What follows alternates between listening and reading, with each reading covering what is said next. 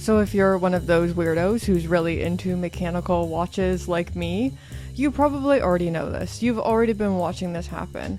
But watches are getting more and more expensive. And I'm not just talking MSRP, Rolex, Patek Philippe. This is Tudor, Omega, Seiko. This is everyone. You smell that? What is that? What? What's that smell? A cologne? Opportunity.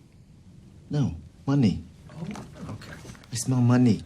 And it's not the normal kind of price increases, 2% in line with inflation, that you'd expect. It is crazy price increases. Sometimes even multiple times a year. For example, the JLC Reverso Duo Face has had a price increase of nearly 44% between February 2022 and January 2023. And I've got sad news for you. This is only going to keep happening. This is a trend we're only going to see continue, and watches at MSRP are only going to cost more and more and more. If you're new here, hi, my name is Brittany, and on this channel we just talk about watches and all things horology in a hopefully not pretentious and joyful way. Well, I don't know if this video is going to be joyful. It's going to be more me lamenting over what's about to happen to my savings account. But usually we like to keep things joyful around here. And if you notice I'm mumbling, I'm just recovering from jaw surgery, so it's really hard for me to move my mouth right now. I won't always be talking like this, it's just for now. So this entire video is really inspired from a comment I received on my most recent video about the A. Longanzona Saxonia Thin, which said, 2 years ago this watch could be had for almost half the price it is today. Which is absolutely true, the commenter here is bang on the money. I don't know where this sudden 10k price increase is supposed to come from. And I remember being in London and going to the ALS boutique pre-pandemic, it must have been 2018 or 2019, and seeing this exact same watch for sale for either £12,000 or £14,000. And I remember I worked in retail at the time. I didn't make very much money. And I remember thinking, who could ever spend this much money on a watch? Compared to now, in 2023, this exact same watch retails for £22,900. But this isn't just an A. Longanzona thing. This is happening to every watch brand. We are seeing MSRP price hikes with every brand. Swiss, German, Japanese, everyone. In this video, I want to talk about the 3 big reasons why I think retail prices of timepieces is only going to go higher in this next year.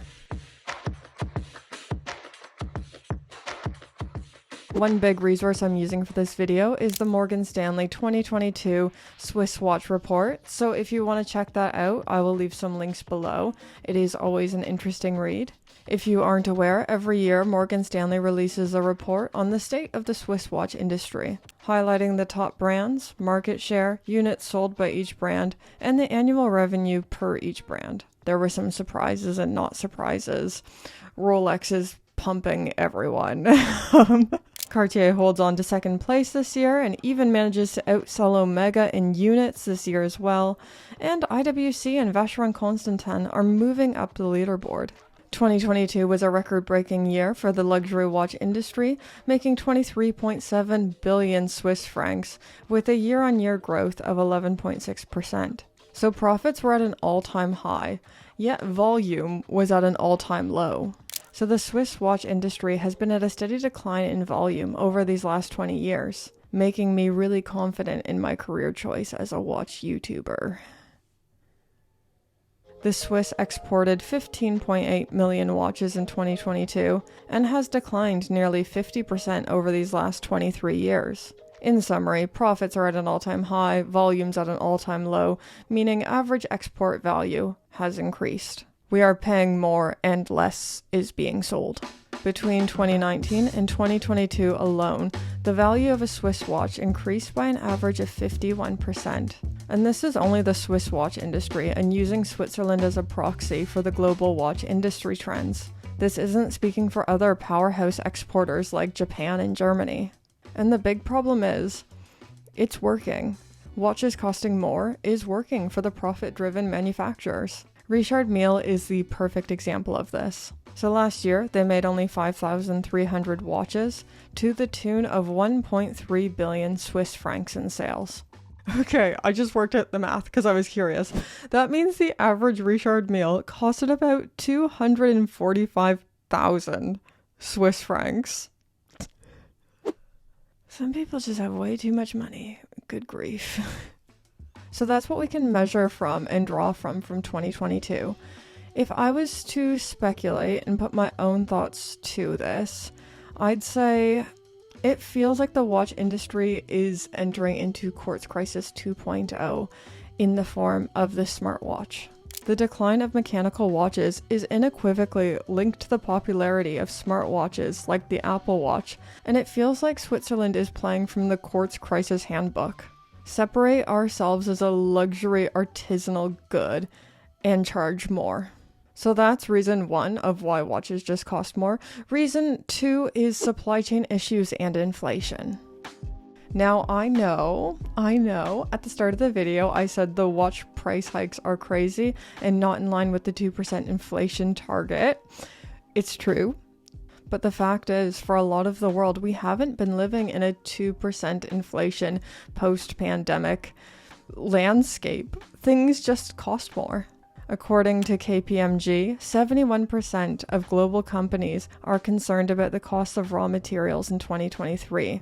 I know this isn't fun or sexy to talk about, and I come to YouTube for a little bit of escapism too.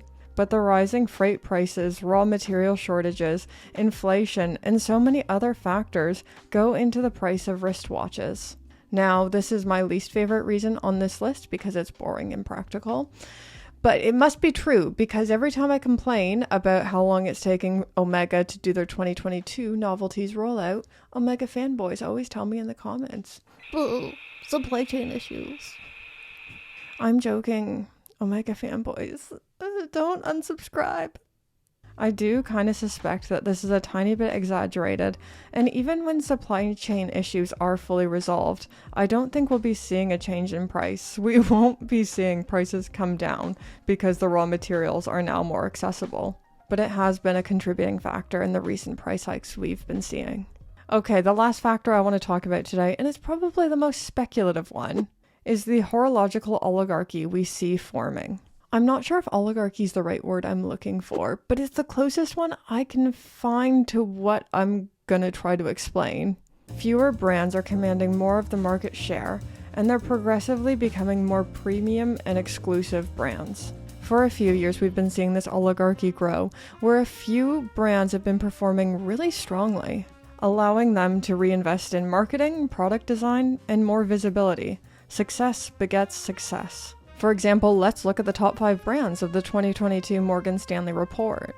Rolex, Cartier, Omega, AP, and Patek Philippe represent over 50%, 53.7% of the Swiss industry market share.